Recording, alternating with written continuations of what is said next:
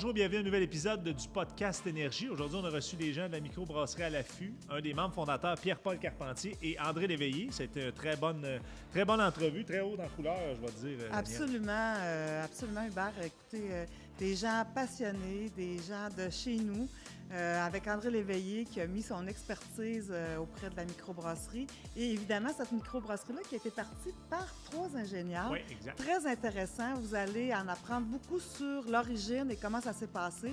Une belle entreprise de chez nous. Allez voir ça. Le podcast d'aujourd'hui est une production de GPS Énergie, réalisée par Zanicom en collaboration avec Daniel Saint-Amand, coach professionnel certifié, et Bull Jumping Pro. Vous venez d'entendre la cloche qui sonne le début d'un nouveau podcast. Bienvenue à un nouvel épisode du podcast Énergie. Aujourd'hui, on reçoit Pierre-Paul Carpentier, André Léveillé, 2 personnes de Saint-Tite. Oui. Pierre-Paul, un des membres fondateurs de la microbrasserie à l'affût. André qui travaille à la microbrasserie à l'affût et que je pense qu'il n'y a pas besoin de présentation, qui s'est impliqué dans une multitude de dossiers, dont, je ne sais pas s'il y en a qui en ont entendu parler, mais je pense le Festival Western aussi. Je ne sais pas s'il y en a qui connaissent le Festival Western. Très beau souvenir, très belle époque.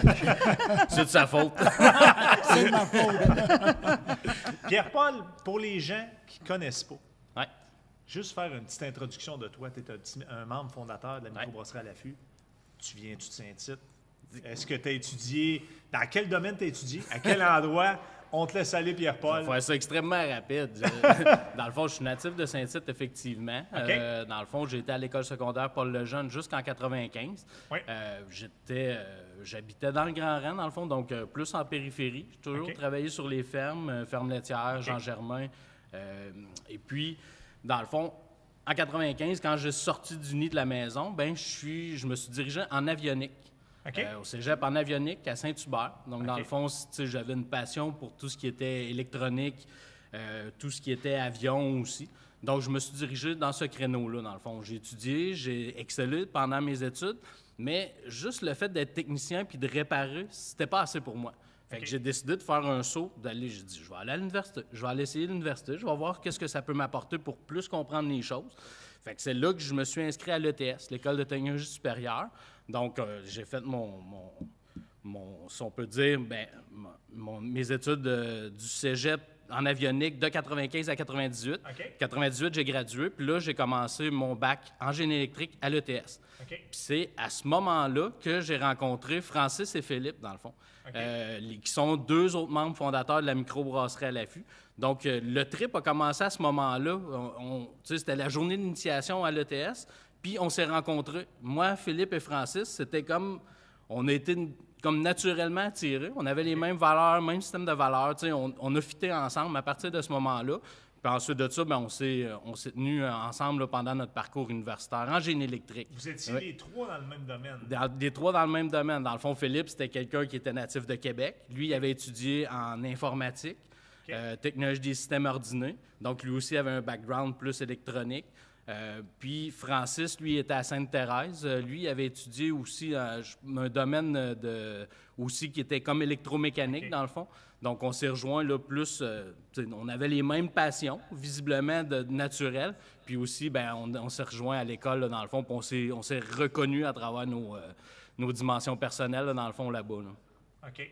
Bien, écoute, est-ce que vous aviez la passion, même à ce moment-là, ça part de où, mettons, de dire, OK, moi, je vais ouvrir une microbrasserie, exemple, à Saint-Tite. Là, je suis rendu loin en Oui, avant, c'est mais ça, on ouais. revient en arrière. Ça part de où, ça, là? Dans le fond, comme on s'est rencontrés, moi, Philippe et Francis, puis dans le fond, ça a été un peu... on a fait notre bac, donc c'est un bac de 4 ans, dans le fond, donc de 98 à 2002. C'est un bac qui se fait à 3 sessions par année, puis on a aussi des stages en entreprise. Fait que c'est pendant notre bac et les stages en entreprise qu'on a pris un peu conscience de ce qu'on voulait faire éventuellement. Puis, dans le fond, les stages en entreprise, c'est une manière d'apprivoiser le domaine dans lequel tu veux te diriger. Nous, on avait des valeurs qu'on considère qui étaient un petit peu différentes de l'ensemble des autres étudiants qui étaient dans la même cohorte que nous. Donc, on a continué à creuser ces différences-là dans le sens qu'on s'est cherché personnellement. Puis, on voulait toujours exceller, fait qu'on a Après le bac, après les 4 ans de bac, ben c'était pas assez. Moi, j'ai décidé de continuer une maîtrise en génie électrique, puis Philippe aussi. Okay. À ce moment-là, on avait travaillé dans des entreprises, comme j'ai mentionné, mais c'était pas un endroit qui nous ressemblait.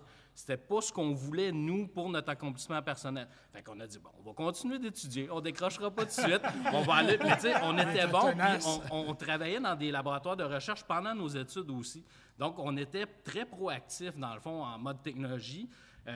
Puis, pendant la maîtrise, là, ben, on a été avec des professeurs dans des chaires de recherche, comme Philippe, lui, travaillait sur des projets pour l'Agence spatiale canadienne. Donc, en optique, dans le fond, c'était de l'intégration de l'optique, de la simulation numérique. Moi, j'étais avec une chaire de recherche, on travaillait en télécommunication. Dans ce temps-là, là, on se ramène en 2002, 2003. Les téléphones cellulaires, c'était pas ce qu'on a aujourd'hui. Dans le fond, maintenant, on a un ordinateur. Oui, c'était ça. Puis, c'était un livre. Dans le fond, dans le laboratoire de recherche où on travaillait, bien, il y avait du développement technologique. Il y avait des systèmes de communication pour l'armement militaire américain. Donc, c'était le genre de bassin dans lequel on évoluait. Moi, j'étais plus spécialisé dans la conception des circuits imprimés à l'échelle haute fréquence, dans le fond, pour les cellulaires.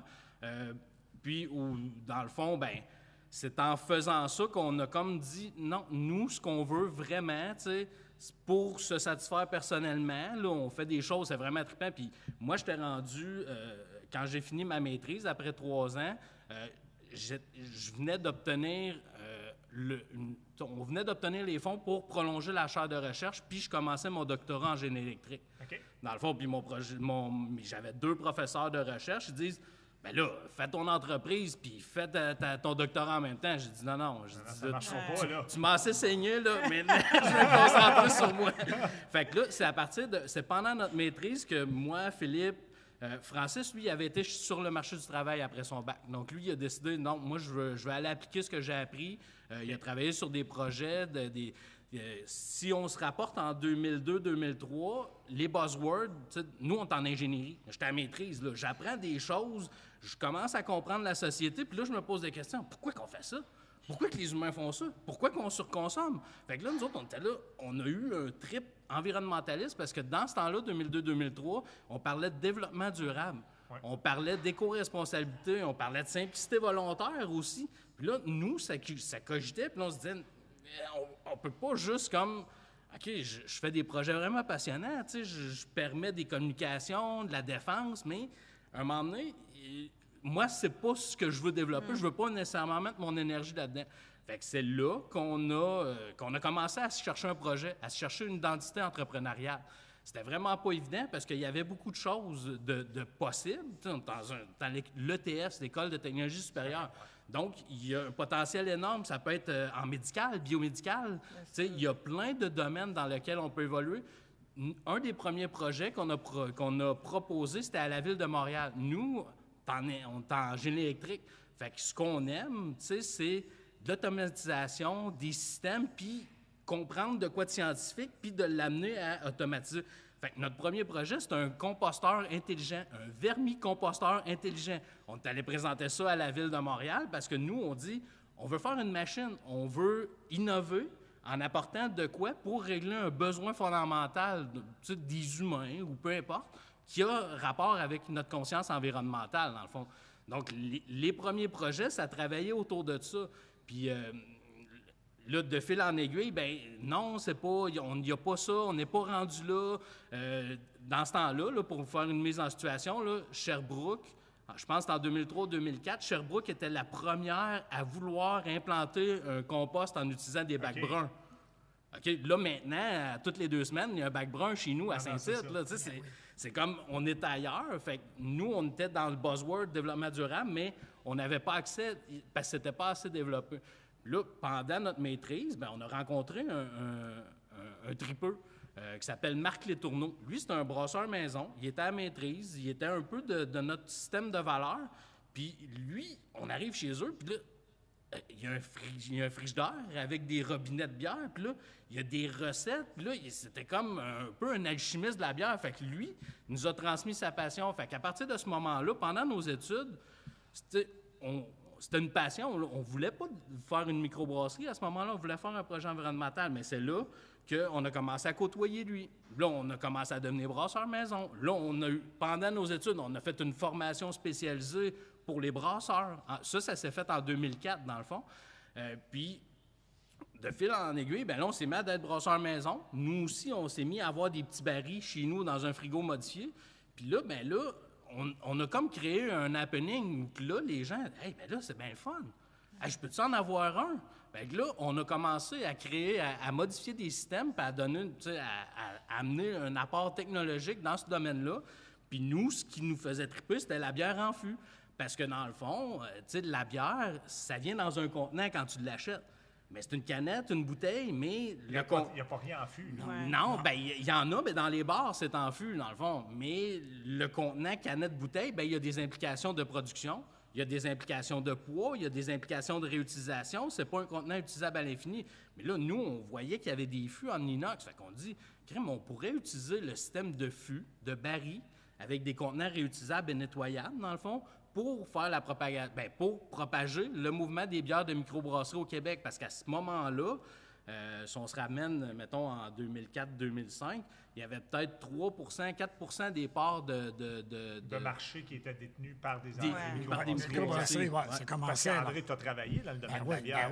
Tu as travaillé chez Molson pendant... J'ai dû arriver, moi, là, le début. C'est le début de ça, là. Ben oui. Mais tu sais, si on va faire un saut dans le futur, tu disais 3-4 de part de marché. Ouais. Maintenant, les microbrasseries, ça serait combien? 15 à 16 de part de marché, ouais. Avec 317 microbrasseries au Québec.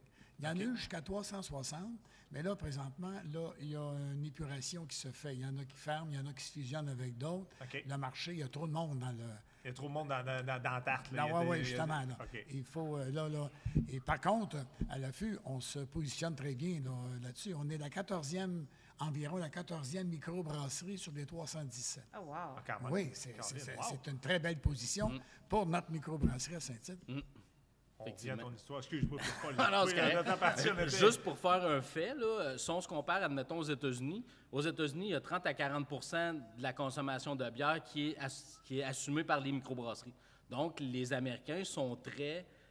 microbrasserie locale encourage beaucoup, dans le fond, les microbrasseurs. Puis le mouvement des microbrasseries aux États-Unis est arrivé à peu près 15-20 ans. Fait avant nous. Oui, fait que nous, on s'inspirait souvent de ça dans des voyages. Je disais, OK, mais là, on sait que dans 15 ans, ça va être ça. Puis les styles de bière qui étaient, dans le fond, v'là 20 ans, populaires aux États-Unis par vague, comme...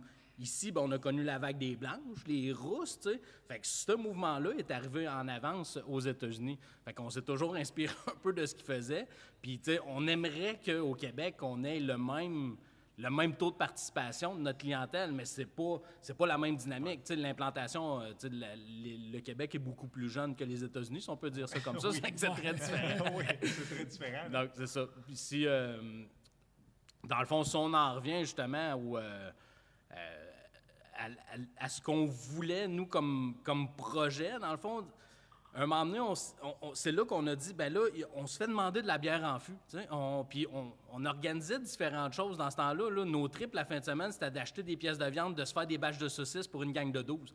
Fait qu'on se regroupait tout le temps, puis on faisait des activités comme ça qui tournaient autour de l'agroalimentaire. On avait un de nos amis qui, à la fin de bac, qui a acheté une fermette dans Joliette. Fait que là, on avait cet endroit-là où on allait changer les idées, si on peut dire ça comme ça. Puis là, on revenait à l'école. Puis, fait que de fil en aiguille, on s'est rendu compte qu'un de nos besoins primaires, c'était de retourner dans la nature, de quitter le grand centre. Le grand centre est vraiment génial. C'est un divertissement, c'est le fun pour étudier. Tout est de proximité, si on peut dire ça, si tu n'as pas d'auto.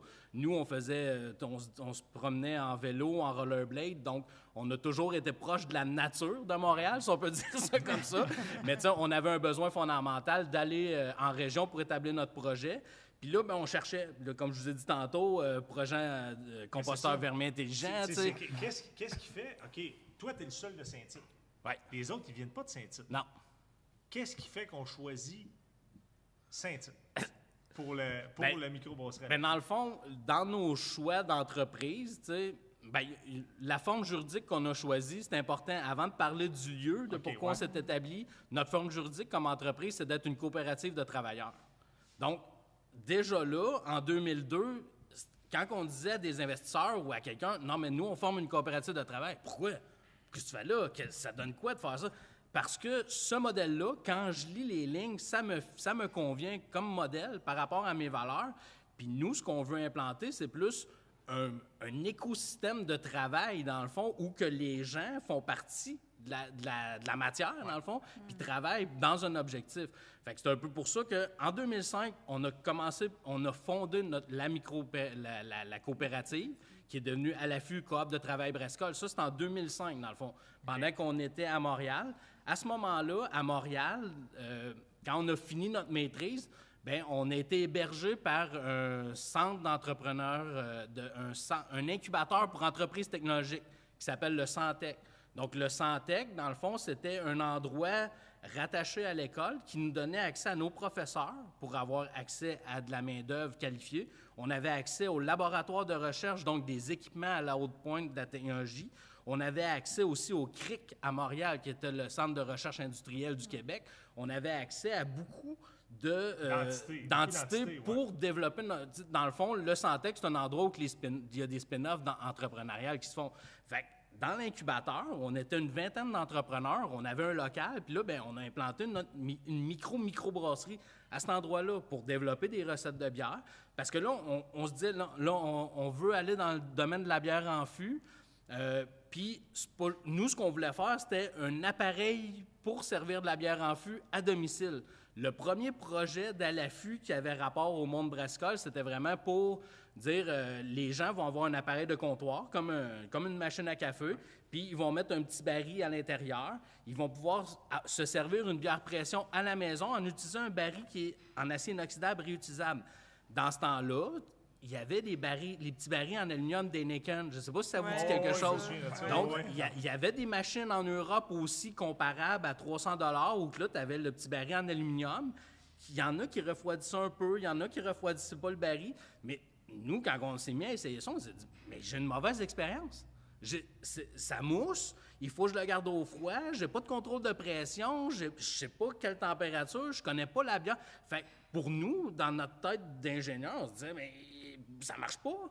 Je paye pour quelque chose qui me donne pas une satisfaction comme si je serais au bar, puis je me tire une bière à pression. » Puis, comme chez mon ami Marc Letourneau, que lui, il avait son kit professionnel. Puis, tu sais, il faut comprendre que la bière, c'est très scientifique. C'est beaucoup de détails. Puis, quand on sert une bière avec un système de bière en fût, c'est important de contrôler la température et la pression. C'est les deux conditions super importantes.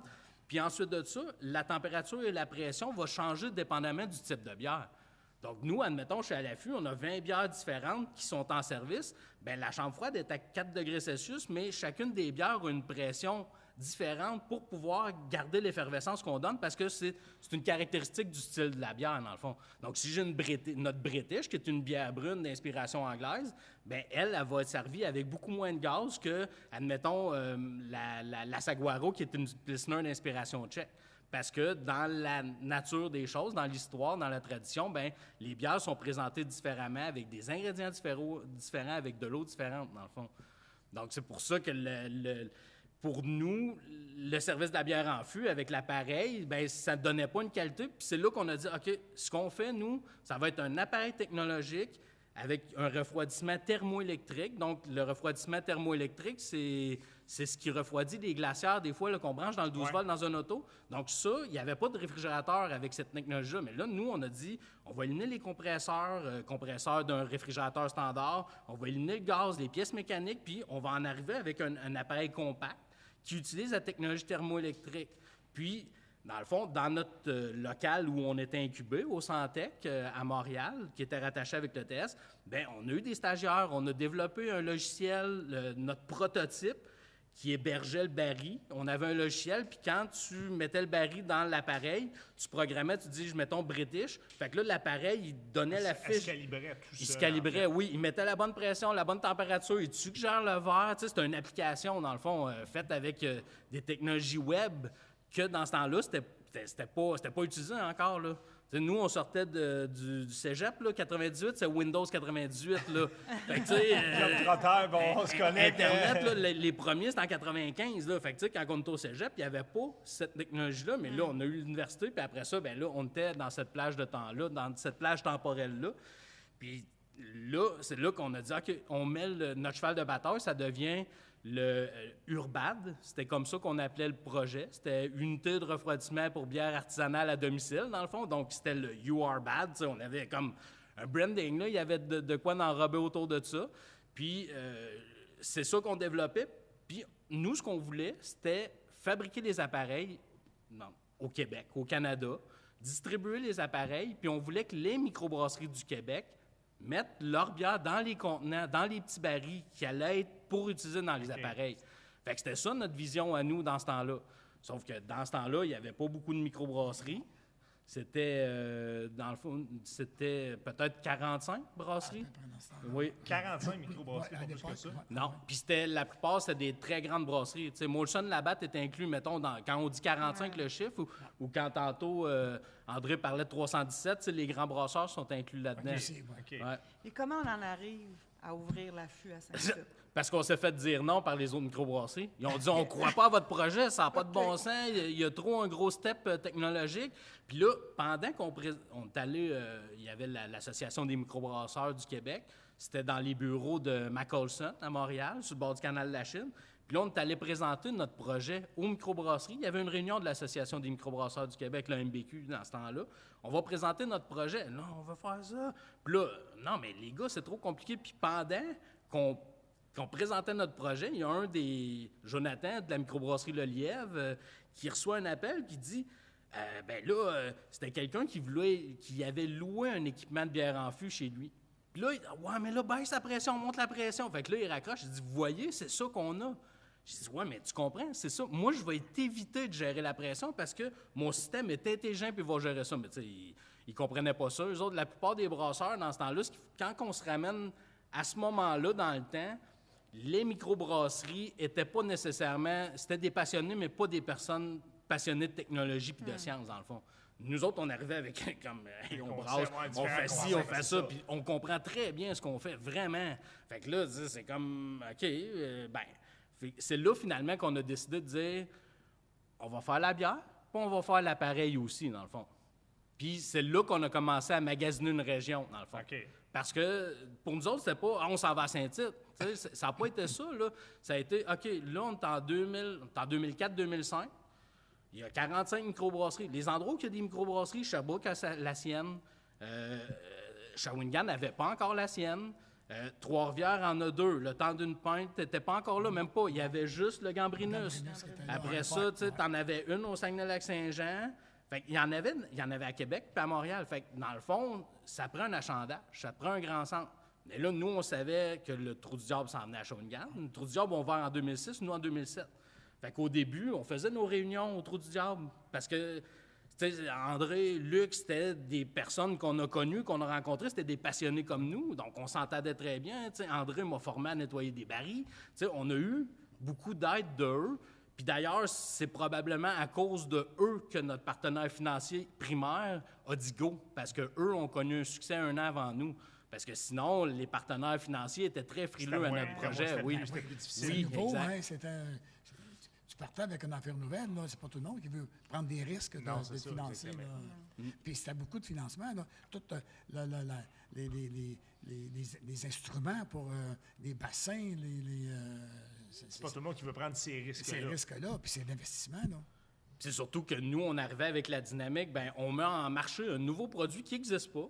Puis là, on va brasser notre bière, on va vendre la bière dans ces barils-là. On arrive avec une nouvelle manière de distribuer la bière au Québec parce qu'il y en avait de la distribution de bière, mais c'était dans les bars. Donc, dans le fond, mettons, Molson, Labatt, ben, on envoie des kegs dans des bars, mais c'était rare que quelqu'un avait un keg de bière chez lui. C'était des cas très particuliers, je pense. Là. Ben oui, c'était des 50 litres. À l'époque, il n'y avait pas de petits barils. De toute façon, Et puis, ça OK, prenait un gros party pour Ben, vider ton baril. 50 litres Et de ça bière, prenait aussi des instruments de réfrigération aussi. Et puis, ça prenait du gaz pour pousser dans ton baril. c'est ça. Ouais. Donc, c'était une installation là, pas facile pour des parties privées. Là. Moi, j'ai une question. Maintenant, à l'affût, c'est quoi, mettons? Si on parle de chiffres, de barils brassés, de litres brassés. Ben, Ils ont commencé en 2007. Oui. Ils ont acheté cette maison-là. Et puis, c'est pour ça qu'on va venir avec le... Oui, bien, dans le fond, à l'affût, le projet de 2007, c'est un projet de 1,2 million, si on peut résumer comme ça. Okay. On était 4 personnes, dans le fond, qui ont été fondateurs de la coopérative, puis qui ont démarré le projet de microbrasserie et d'appareils technologiques. En 2018, on a fait un step-up. Donc, dans le fond, là, c'est pratiquement 11 ans après, avec la nouvelle usine. Avec l'usine, qui est un projet de 3,3 millions, dans le fond, dans ce cas-là. Okay. Puis, avec le projet d'usine, ben, on est allé employer environ 45 personnes, dans le fond. Donc, notre ruche comptait à peu près 45 abeilles dans le moment le plus haut, après la mise en place de l'usine à Saint-Tite, là, dans le fond, Okay. à l'endroit où on avait déjà la première petite microbrasserie. Puis là, depuis ce temps-là, ben, quand on a fait l'usine, on avait des prémices de base pour l'usine, on avait des raisons de faire cette chose-là. Mais depuis ce temps-là, on a changé notre vision parce que là, ça fait quand même déjà de 2018 à 2025. Fait qu'il y a eu beaucoup de changements, autant dans le contexte, dans Puis le les marché. bières barriquées aussi. Là, Oui, là, oui, c'est ça. C'est Ouais. une histoire, ça. Là, Puis toi, tu es arrivé, André, en, en quelle année? en 2018. À l'année de... Moi, j'ai terminé mes 2 ans, mes 2 termes à la mairie. Mais je connaissais ces jeunes-là, parce que je les côtoyais, c'était du monde de la bière. Ouais. Puis moi, mes 36 années de Molson, On les fasse pas ça, on les comment? fasse pas ça, ben non. Et puis là, ben, Ben, je pense qu'en 2006-2007, quand on cherchait... Oui, mais là, j'étais...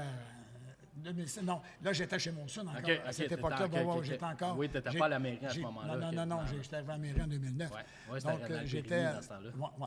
Donc, là, moi... mais par contre, c'est une belle histoire de la bière barriquée, hein, parce qu'ils ont gagné des médailles, beaucoup de médailles c'est à ça. l'international avec ça, des barils de 45 gallons, là, ouais. en chaîne, et puis qui étaient entreposés. Ils ont eu pas loin de 600 barils, hein. Ouais. Puis de bières différentes, barriquées, 8 mois, 12 mois, et puis... Il y avait 5 recettes. 5 recettes ouais. différentes, et puis c'était vendu en bouteille, Ouais. en 500 millilitres. là, Ouais, là. ça, Bon, ouais, c'était, exact. et puis là, ça a été un bon marché à l'époque. Mais c'est des bières plus dispendieuses. Donc là, la compétition est arrivée, les microbrasseries les nouvelles on a eu le phénomène d'agrandissement des microbrasseries, des nouvelles qui se sont établies. Et là, en 2018, moi, justement, puis avec Philippe, on venait de bâtir le village Weston Kapibuska. Donc, moi, j'ai passé 2 ans, les fins de semaine, à travailler dans le village Kapibuska. Puis là, on a laissé ça à un autre comité. Et là, Philippe, à un moment donné, m'arrête, puis il dit, André, là, il faut réorganiser notre département des ventes.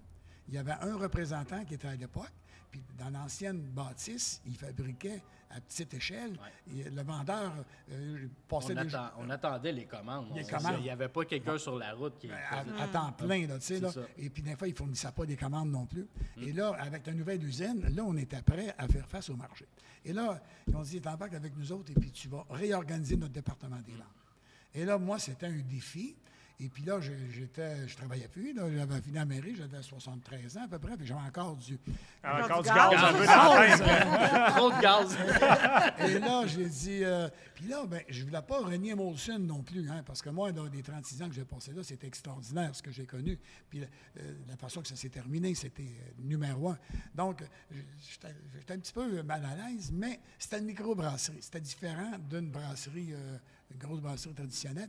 Et là, je commence pour le fun. Et puis là, j'embarque. Et puis là, j'organise mes journées de travail. Puis là, je me séduis des clients à visiter. Je m'en vais sur Google. Puis là, je me fais tout un trajet de clients, de panneurs puis de supermarchés. Puis j'en connaissais aussi là-dedans au travail. Ben oui. Donc, une journée, là, je vais chercher 5-6 clients.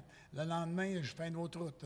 Là, ça va être 2 clients que je vais aller chercher. Puis je n'ai visité 10 parce qu'ils ne connaissaient pas la microbrasserie. Puis là, bien, c'est juste de passage. Peut-être allez-vous continuer. Non, Il y avait une confiance à vendre aussi en même temps. Et donc, au fur et à mesure, tranquillement, on montait des journées de travail. Une journée de travail, c'est un minimum de 10 clients à visiter parce qu'on a un système aussi à l'affût qu'on a instauré en même temps. On livre en même temps. Ça veut dire qu'on a le véhicule, on peut mettre une 50aine de caisses de bière dans le véhicule de 24, et puis là, on fait notre tournée.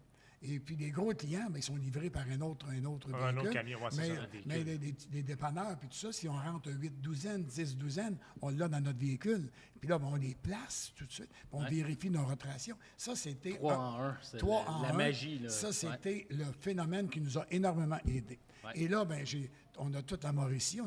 J'étais allé à La Tuque, j'étais allé à Trois-Rivières, à la Rive-Sud, Nicolette. Après ça, j'étais allé à Victoriaville. Je ne connaissais pas Victoriaville. J'étais allé ouvert ce marché-là jusqu'à Thetford Mines. Après ça, une autre étape, c'était Drummondville. Encore là, mais ça, ces places-là, c'était 1 an de travail avec mes autres clients que je fasse. En plus, J'avais des cédules des clients à la semaine, des clients aux 3 semaines, puis des clients au mois.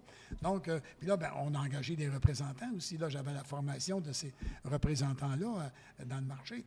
Et là, on avait monté un beau réseau. Là, ça allait bien. Là, ils ont dit, tu vas aller ouvrir la Naudière. Là, Joliette, je ne connaissais pas Joliette. Et là, je suis allé chercher quoi? Va défricher. Et ça, là, c'était mon plaisir d'aller dire, on part aujourd'hui avec une liste de clients que je ne connais pas. Je rentre, je me disais, la vente commence quand le client dit non. Ça, là, je partais avec ça. Et puis là, je revenais le soir. Ben là, j'étais allé en chercher 3. J'en ai visité 7. Et puis là, rendu à la 3e visite, des clients récalcitrants qui ne voulaient pas, ben là, ils ont dit, vous êtes tenace. On va vous prendre, finalement. On va vous essayer avec 4 sortes, 5 sortes. On avait un portefeuille d'à peu près de dizaines de bières en partant. Puis on avait des catégories de bières aussi, hein? Les IPA, les bières traditionnelles, les blondes, et puis... puis aussi la compétence des maîtres brasseurs qui avaient à l'affût. Il y avait des gens compétents. Ils nous sortaient des recettes nouvelles. Donc, des Scotch Tail. Produits de qualité, dans le fond. Ouais. Produits de qualité. Quand on arrive au printemps avec une bière, une British à l'érable. Et puis, elle sort au mois de février, mais au mois de mai, tu n'as plus. Et puis, l'année prochaine, elle va revenir, cette bière-là. Puis à l'automne, on a des bières spéciales. L'été, on a des bières aux fruits, fraises, framboises. Donc, les gens... Là, l'affût, c'est fait une clientèle. Ouais. Ils ont hâte qu'on arrive avec nos bières de saison. C'est ça qui a fait le succès. Puis après ça, bien, dans nos bières, on est allé chercher une centaine de clients. Et puis après ça, il y a d'autres représentants qui ont ouvert Montréal. Il y a 2 filles qui travaillent dans le secteur Montréal qui font un très beau travail. Sherbrooke, c'était phénoménal, le travail de Mathieu à Sherbrooke, Granby, toute cette région-là. Éric, à Québec, c'était encore là, on a un très beau marché à Québec. Ville-Laval, avec les Laurentides, c'était encore la même chose. Donc, tu sais, là, il s'est fait un beau... C'est ça, exactement. Vous avez quand même une grosse équipe. Aussi.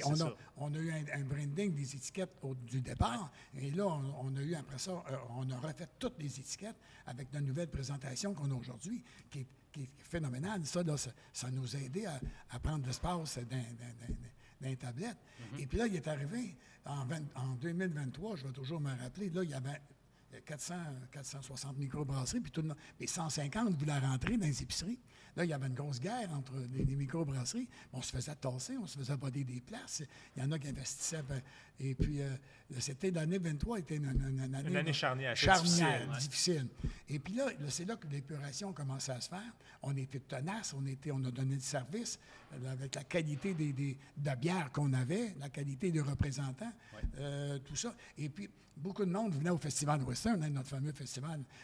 Mais ça, c'était amené à ça. Ma question de tantôt, c'était est-ce que le festival a été un gros poids dans la balance pour établir la microbrasserie à Saint-Tite?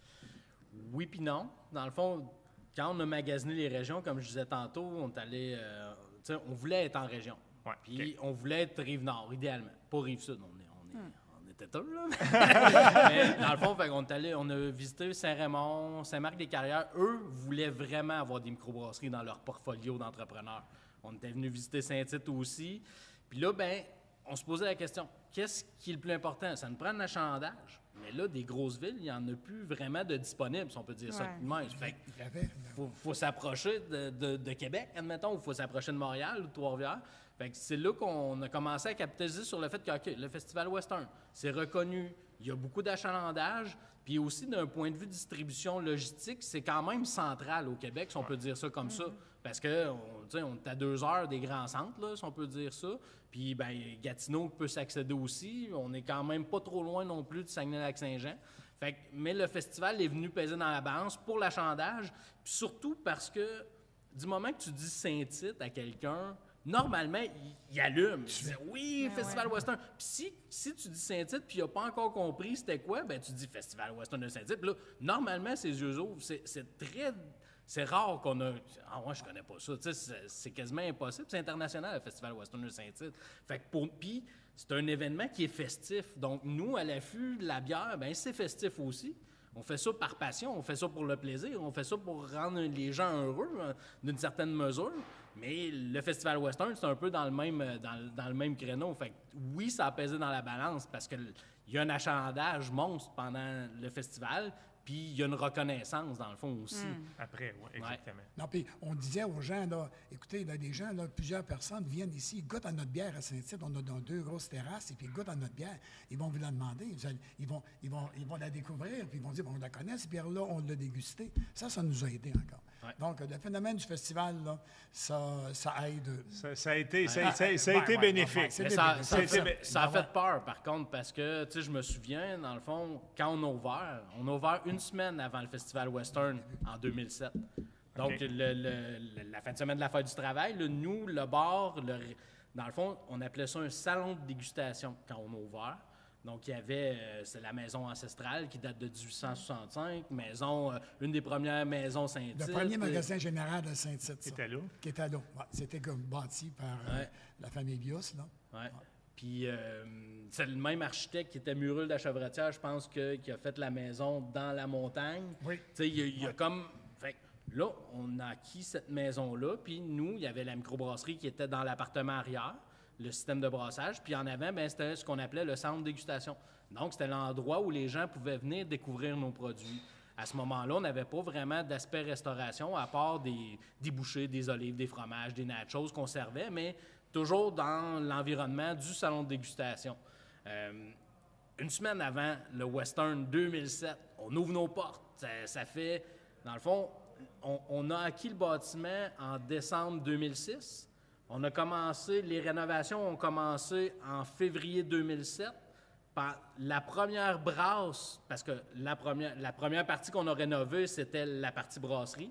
Donc, la première brasse a eu lieu le 12 juillet 2007, dans le fond. Puis, un coup que la brasserie est en opération, là, on a adressé la rénovation de la partie avant. Tu sais, en passant, l'endroit où on est, au 670 rue Notre-Dame, dans ce temps-là, c'était une garderie en milieu familial, dans le fond. Donc, c'était les Joanne puis René Ranou qui détenaient la garderie en milieu familial. Fait que nous, quand on a visité ce bâtiment-là, on allait voir le bloc appartement qui est à côté, au 656. Où est l'usine aujourd'hui? Où est l'usine actuellement. Dans le fond, il y avait un bloc appartement, puis c'était ce bloc-là que nous, on allait voir, que M. Ranou nous avait proposé. Fait que là, on regarde, ouais, c'est petit. On est allé voir, c'est ça, je voulais qu'on en reparle, mais ce qu'on était allé voir à Saint-Tite, les locaux, il y avait, où qu'il y a location Saint-Tite actuellement, les locaux d'Hermann, dans le fond. Avant, on était allé là, le 500 déjà. Le petit bar 500. Oui, le petit bar 500 était là, ouais. On est allé voir ce local-là. On est allé voir le local sur la 153, où il y a la France et Trudel en ce moment. La SAQ était où il y a l'épicerie fine chez Jacob. On est allé visiter ce local-là. On est allé visiter le local de la coop 4 saisons, qui était une coop de couture qui maintenant est un entrepôt du Festival Western. On est allé visiter la ganterie. Là, on avait visité justement ce bloc appartement-là. Puis là, le monsieur, il dit « Ah, ben là, moi, bientôt, on va vendre notre maison. Fait que seriez-vous intéressé? » Je dis comme « Moi, non. Oui, mais non. » On veut pas acheter un cadeau empoisonné, mais en même temps, c'est une... Tu sais, puis dans ce temps-là, c'était une garderie en milieu familial, mais on ne connaissait pas le cachet de cette maison-là. On l'a découvert avec le temps, avec de l'énergie, de la patience et de la poussière, mais quand il y avait les rénovations dans la partie arrière, dans l'appartement arrière où il y avait la microbrasserie, il y avait encore des enfants en avant qui faisaient le détente. Fait que l'après-midi, il n'y avait pas de réno. On arrêtait les rénaux. On commençait de bonne heure le matin. L'après-midi, ça détente des enfants, il faut qu'on arrête. Puis c'est le fun parce que maintenant, c'est une garderie pour adultes. C'est un restaurant ou un bar. Puis il y avait 2 associés qui demeuraient en haut. Ouais, c'est vrai. Oui, parce qu'il n'y avait pas de. Il arrivait ça de l'extérieur, donc il a fait des chambres en haut et puis c'était à leur logis, ça. Là, On avait un autre appartement à Saint-Tite où on avait déménagé notre stock qui était dans notre incubateur. Donc, on avait un appartement sur la rue Saint-Philippe, là, notre stock qui était entreposé là, puis on habitait là. Moi, j'habitais aussi, j'avais loué un chalet au lac Pierre-Paul pendant. Donc, tu sais, on s'était établi tranquillement, là. Mais pour en revenir, une semaine avant le Festival Western 2007, il arrive des cowboys prématurément, une semaine avant le Western. Mais là, ça fait... on a eu la première base le 12 juillet. On commence à rénover le restaurant. Mais là, le restaurant, je ne sais pas si vous êtes déjà allé, mais c'est une maison en pièces sur pièces, à air ouverte. Dans ce temps-là, avant, c'était une garderie. Il y avait beaucoup de pièces. Puis c'était pas c'était des revêtements là, de gyps. Il y avait beaucoup de revêtements avec le temps. Il y avait eu des finitions différentes. Beaucoup de finitions. On n'arrache pas, mon... Mais finalement, on a renouvelé cette maison-là. On l'a ramenée à son patrimoine original. Puis, on a les abat-jours, on installe les abat-jours. Puis là, on roule. Puis là, il y a un cow-boy qui rentre. Puis là, « Hey, t'as-tu une course? » Non, ici, on fabrique notre bière. On est un brasseur. Regarde, « Hey, tu parles trop, j'ai soif, donne-moi une bière! » Là, OK, là, je sers, je dis, on a une bière blonde, mais, tu sais, moi, je le sais, dans le fond, là, pour faire une autre histoire courte sur une histoire courte, au début de la microbrasserie, notre première bière blonde, elle s'appelait Ma Première Blonde. C'était une Pilsner d'inspiration tchèque. C'était pas une blonde très douce, si on peut dire ça comme ça. Nous, on arrivait avec des produits racés qui se démarquent, puis on voulait respecter les styles. Fait que ça, la Première Blonde, c'est une blonde qui a un punch de houblon plus intense que la majorité des bières que les gens connaissent, puis surtout le cowboy qui veut une course.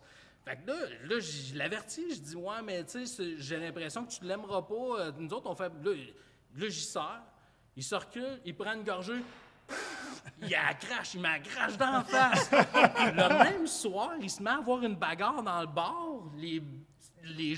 Fait que là, tout ce qu'on venait de mettre en place depuis 6 mois, les abat-jours cassés, c'était comme un film d'horreur une semaine avant le Western. Fait que là, on a dit, OK, je pense qu'on va s'allier de sécurité. On va demander des agents de sécurité pour nous aider dans notre débat.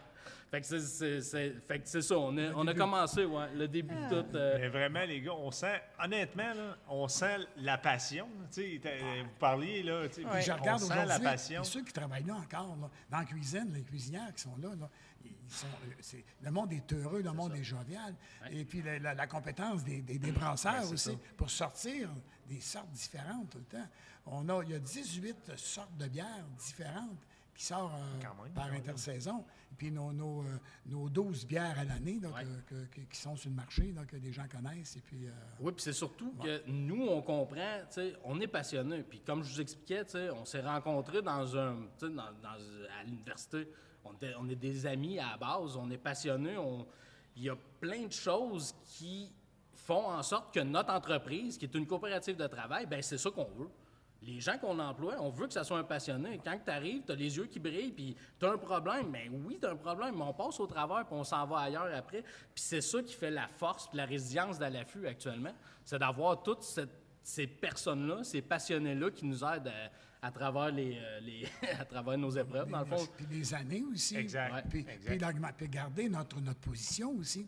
On a une belle position provinciale, donc c'est important de garder ça. Puis d'avoir ça à Saint-Tite, chez nous, une microbrasserie, comme ça, là, c'est un fleuron, c'est quelque chose de... C'est une belle fierté. Ah, c'est une belle fierté. C'est une belle fierté. C'est dommage, le temps passe. Oui. On serait resté ici encore une bonne partie. D'après moi, on pourrait faire encore une heure facilement. Oui, c'est ça, Un tout épisode à fait. Mais on finit toujours nos podcasts avec la question qui tue. Je vais laisser Daniel poser la question. Oui, absolument. Quelle question on ne vous a pas posée, que vous auriez aimé qu'on vous pose? Bon, là, tu as parlé tantôt de côté des ventes. Tu as Oui. parlé... Bon, c'est un impact annuel de 3-4 millions, je pense. Environ 4 millions pour une microbrasserie. Oui, puis une entreprise de Saint-Tite. Puis 43 employés à plein temps qui travaillent là. Et puis... puis avec l'autre entrepôt là, que la microbrasserie possède au Grand Rang, il reste encore des barils, encore de la bière barriquée, mais c'est un petit volume. C'est un volume qui parce qu'il y avait beaucoup de magasins spécialisés à l'époque pour vendre de la microbrasserie. Puis ces magasins-là ferment parce qu'à cause de la vente des supermarchés, puis donc des magasins spécialisés, là, il y en a moins qu'il y en avait, parce que c'était eux autres surtout qui vendaient ces bouteilles de bière-là. Puis, C'est vraiment un beau succès d'entreprise chez nous à Saint-Tite. Hein? Franchement, Ben, félicitations. Il y a une chose qui est malheureuse, parce que dans notre projet d'usine, on avait un volet exportation. Donc, sur le 3,3 millions, il y avait une bonne partie qui était pour faire de l'exportation. Canada, États-Unis, puis Europe. Puis, dans le fond, ben, tu sais, ce qu'André parlait tantôt, des bières barriquées, ben, en 2009, on a remporté une médaille d'or, la médaille platine au Mondial de la bière, dans le fond, pour une bière barriquée. Puis ça, c'est Francis qui avait eu un séjour exploratoire en Belgique, qu'on avait remporté au début du projet, dans le fond, quand on a démarré le projet. Lui, il est allé chercher un savoir-faire, on a implanté ça, puis on a remporté la médaille platine. Puis ensuite de ça, on a remporté beaucoup d'autres médailles pour des produits barriqués, dans des barriques. Puis en 2011, on a fait un voyage en Europe, les membres de ce temps-là, puis on a dit, c'est ça qu'on veut faire. On veut faire comme eux, puis eux exportent à 90 le bière à l'extérieur de leur région. Donc, on est revenu, puis l'usine avait un volet exportation. Donc, on avait un entrepôt secondaire pour justement héberger des barriques, des matières premières, du cartonnage, packaging. Puis on a une très grosse embouteilleuse aussi, parce que les bières barriquées sont embouteillées. Donc, on voulait exporter Canada, États-Unis, Europe. On a travaillé fort pendant 2 ans, jusqu'en 2021, 2022. On a réussi à envoyer des palettes un peu au Canada, pas aux États-Unis, pas en Europe. Puis à un moment donné, on a décidé de tirer la plug parce que c'était extrêmement énergivore, beaucoup de coûts. Puis c'est surtout que, ce qu'il faut comprendre, c'est que, tu sais, on n'a pas parlé, là, mais quand on a commencé la microbrasserie en 2007, on a encouragé, puis on a fait lever le Biomalt Mauricie. Dans le fond, c'est quelqu'un qui distribue des semences biologiques en Mauricie. Puis, dans le fond, on a comme créé les agriculteurs, dans le fond, faisaient de l'orge biologique. L'orge biologique était maltée au Québec. Puis, nous, on réutilisait cette orge maltée-là qui n'était pas utilisée par les autres brasseurs. Fait que depuis le début, on avait une orge locale biologique, dans le fond. Puis, fait que ça impose des coûts de revient qui sont vraiment plus élevés. Fait que quand on arrive pour se dire, bon, on va aller compétitionner à l'international, ben c'était très difficile pour nous. Il aurait fallu vous envoyer André Léveillé à l'international. Oui, mais on l'aurait perdu. C'est peut-être ma prochaine étape. On ne sait pas. Hey, monsieur, merci beaucoup. Merci. Franchement, c'était très intéressant. On sentait la passion. Merci d'avoir accepté l'invitation. Merci de nous avoir invités. Ça fait plaisir. Merci.